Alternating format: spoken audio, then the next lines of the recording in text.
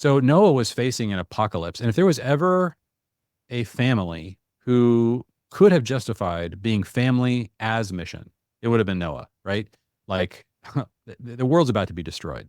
Like God, Yeah. don't give me anything else. Like if we're going to build a boat, let's just build a boat for my family, that in enough food to be able to survive whatever crazy apocalypse. But no, God gave them a mission that took 100 years of construction to create to save the entire animal kingdom. And so he gave them these sons and he gave them this blueprint. And the way the story goes is fascinating.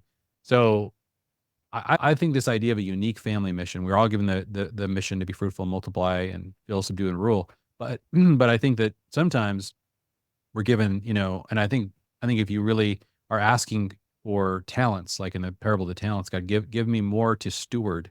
One of the things that God is likely to give you, and I think He does give most families, is an additional, to change society in this way, to like bless your city by starting, this kind of institution or whatever effort, movement, things like that. So, and I think that one of the things I think, one of the myths that I think is really important to dispel is that when you do family uh, as mission, in other words, you're one of those kinds of people who are like, we're so worried about the world's, horrible things are happening. We're gonna like collapse and circle the wagons and save our children from the dirty, bad things out there. You have to be incredibly wise and shrewd about how you're interacting and when you're exposing kids to things.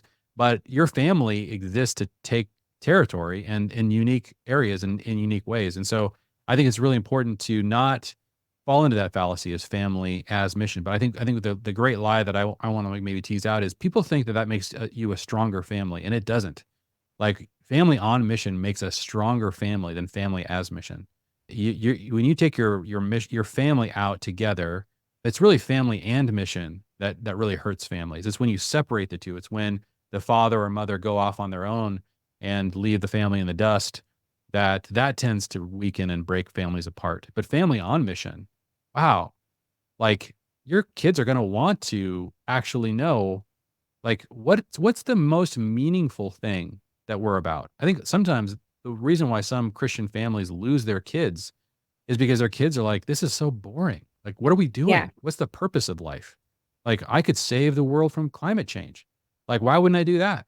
Like, so they're looking for a mission, and they're not being given one by their father, and Mhm. and so they're looking for meaning elsewhere, and that doesn't strengthen the family.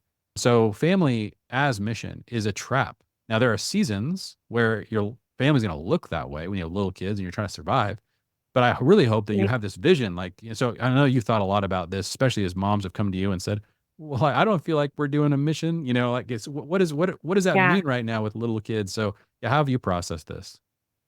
Yeah. Well, I think when your kids are little and your family is young, keeping the mission small and attainable is a really good idea because then you can taste success and feel like what that was like. So I think sometimes when you think family mission, you think like, oh, we need to save the world or we need to end hunger or we need to, Yeah. you think something like massive. But the way it worked out for us was like when we went into the grocery store, my kids had the job of like waving at people and saying hi. And that was a mission because sometimes it was for us to bring light into the darkness, but sometimes it was like to help a child who might be labeled as shy really stretch and grow into being able to say to hi to someone. And then like there could be the mission of if it can kind of be a goal, but also a mission of we are going to learn how to sit down on our bottoms at dinner time and we're going to learn how to eat with our forks. That's our mission.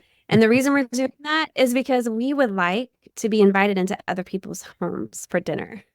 Or we would like to be able to take you on the road and not be miserable. We would like to travel. And so you're going to have to learn how to obey my voice right away. And so those became a bunch of like mini missions for us that really helped us train our kids. It gave us a purpose for training our kids. And then for them, they felt like they were a part of something. And they were like, oh yeah, you guys, this is serious. We're going to the grocery store. It is time to get the smile on, like so they had turned their attention outward and learn how to like wave and smile and say hi. And so they knew that they were a part of something bigger, that mom had an idea that they needed to kind of come under, and that it felt good on the other side of it too, you know. Mm. When someone would smile back at them or say, "Oh, well, hello," to them, you know, kind of surprised that that was such a reward for them.